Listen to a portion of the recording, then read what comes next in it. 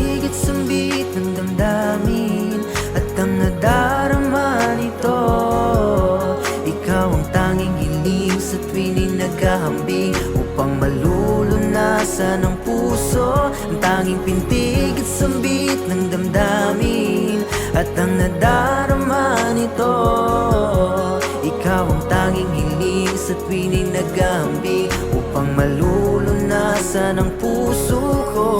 Unang pahina ng nakinig ka, ang unang salita na tumatak na ay ang kaligtasang ibinahagi nung ako'y kasalukuyang nasa ibaba. Di ko lubos-lubos maisip ang kasalanan kong nagawa. Ang patuloy sa kasalanan ay alipin ng pagkakasala. Natanong mo, saan ba nagsimula ang puno kung walang bunga? At saan ba maitatapon ang mga napuputol na sanga? Matuto tayong magpasalamat sa Diyos sa kanyang kadakilaan. Di maituturing na duwag ang taong nagbubunyag ng mga kasalanan. Ang binhi ay tumutubo kapag naitanim sa matabang lupa. Ang salita mo ay dalisay, punasan ng bawat luha. Ang pag-ibig kong itinuring nung nakilala ko si Kristo, sintatag kong panghahawakan ng kabanalan mo't prinsipyo. Natisod si Adan kay Eva dahil sa kasalanan niya sa prutas. Minsan ang hirap pumasok sa langit, sinlit ng karayong pa ang butas. Natanong mo kung bakit iba ang paraan at ang mga disenyo. Ang mananampalataya sa Diyos ay ang nagtitiwala at may selyo. Ang tanging pintig at sambit ng damdamin at ang nadarama nito. Ikaw ang tanging hiling sa tuwing naghahambing upang malulunasan ang puso. Ang tanging pintig at sambit ng damdamin at ang nadarama nito. Ikaw ang tanging hiling sa tuwing naghahambing upang malulunasan ang puso ko.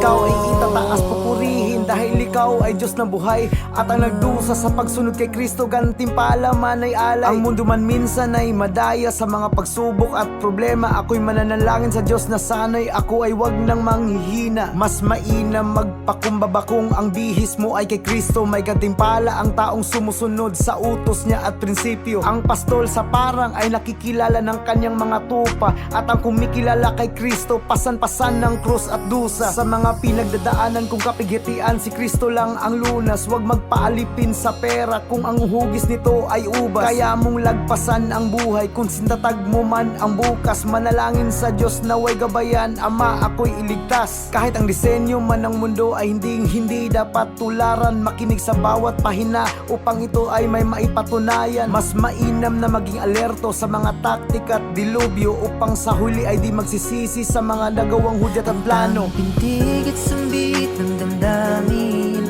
at ang nadarama nito. Ikaw ang tanging hiling sa tuwing naghahambing upang malulunasan ang puso. Ang tanging pintig at sambit ng damdamin at ang nadarama nito. Ikaw ang tanging hiling sa tuwing naghahambing upang malulunasan ang puso ko. Ang tanging pintig at sambit ng damdamin at ang nadarama nito. Ikaw ang tanging hiling sa tuwing naghahambing upang malulunasan ang puso. Ang tanging pintig at sambit ng damdamin at ang nadarama nito.